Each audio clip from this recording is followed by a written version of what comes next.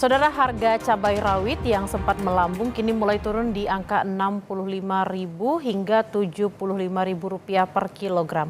Sebelumnya, cabai rawit dijual seharga Rp120.000 hingga Rp130.000 per kilogramnya. Dari pantauan di sejumlah pasar tradisional di Kabupaten Sidoarjo, mayoritas harga berbagai jenis cabai turun drastis.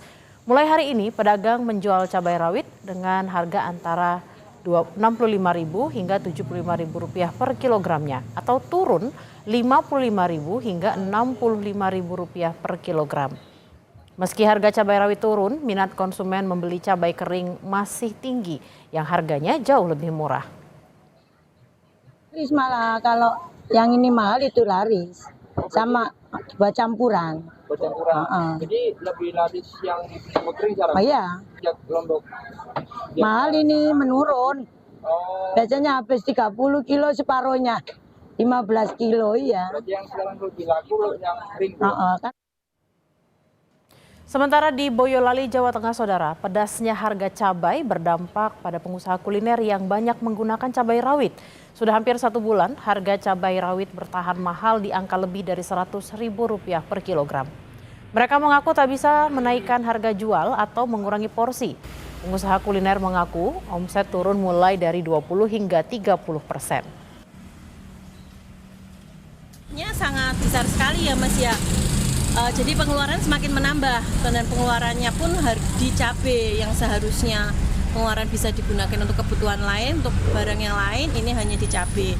Apalagi sekarang cabai menginjak harga hampir kemarin beli 120 sekilonya. Padahal untuk sebelah sendiri kita nggunain 3-5 kilo seharinya. Untuk mengurangi enggak, untuk naikin harga juga kita tidak, belum, untuk saat ini belum. Omsetnya yang turun. Harga cabai di Pasar Pahing, Kota Kediri sejak 1 bulan terakhir masih tinggi di angka Rp80.000 per kilogramnya. Pedagang menyebut mahalnya harga cabai akibat cuaca buruk yang melanda wilayah Kediri. Cuaca buruk membuat panen buah cabai milik para petani banyak yang membusuk. Akibatnya stok cabai di sejumlah pasar tradisional menipis.